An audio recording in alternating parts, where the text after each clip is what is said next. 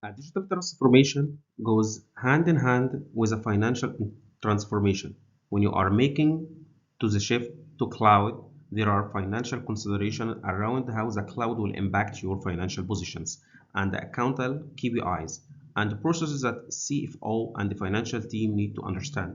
Your organization motivations and the business outcome will help determining how you will look to your financial. In this course, we need to learn about factors that impact cost in Azure and tools to help us both predictable potential cost and monitor and control cost.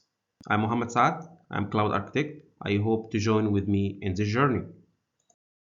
In this course, we're gonna cover three elements. First one, describe factors that can affect the cost in Azure. Two, compare the pricing calculator and tools cost of ownership TCO. Three, describe Azure cost management tool. Azure, Azure shifts deployment cost from the capital expense of building out and maintaining infrastructure and facilitating to an operating expense (OpEx) of renting infrastructure as you need it, whether it's compute, storage, network, and so on. That OpEx cost can be impacted by many factors.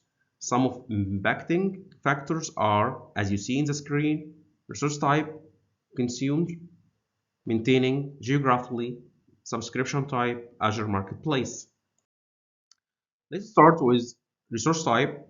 A number of factors influence the cost of Azure resource, the type of resources, and the setting of the resource and the Azure region will all have an impact on how much resource costs. When you provision an Azure resource and Azure creates metric instance for the resource, the metric track the resource usage and generate a usage record that used to calculate your bill. As you see in the screen, the first example will storage account.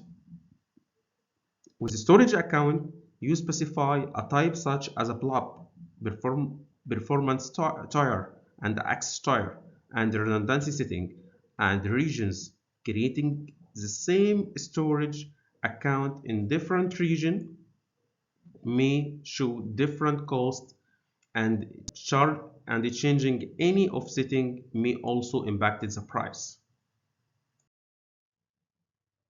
Second example, as you see in the screen, with a virtual machine. With virtual machine, you may have to consider licenses for operating system or other software and the processor and the number of core for the VM and also for attached storage and the network interface. Just like the storage, provisioning the same virtual machine in different regions may result in different costs.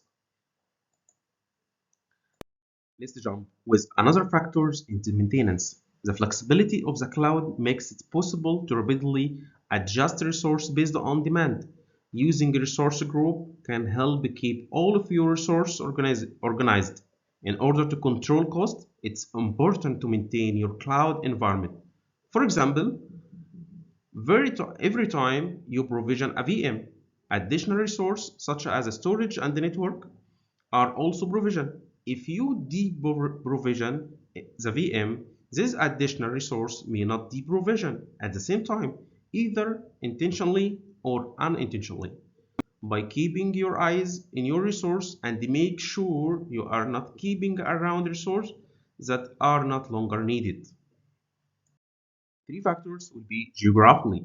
When you provision most resource in Azure, you need to define a region where the resource deploy.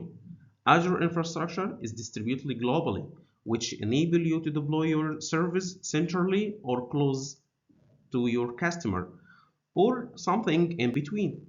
With this global deployment comes global pricing different. The cost of power, labor, taxes, and fees vary depending on your location.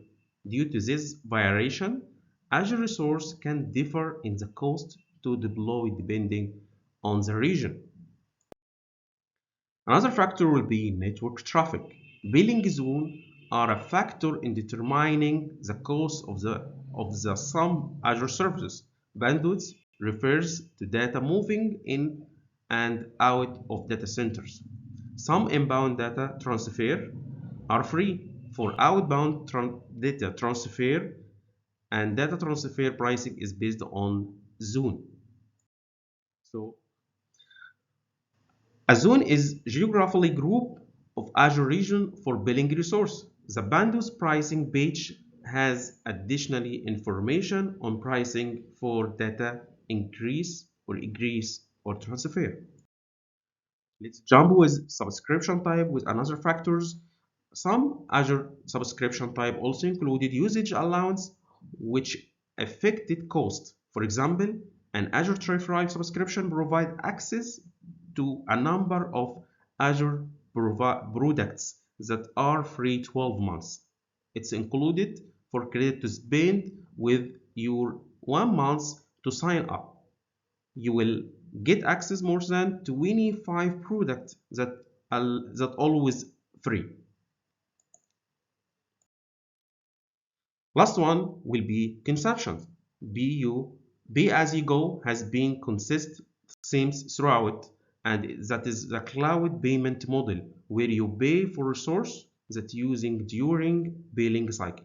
If you use more compute this cycle, you pay more. If you use less in the current cycle, you pay less. It's a straightforward pricing mechanism that allows the maximum flexibility.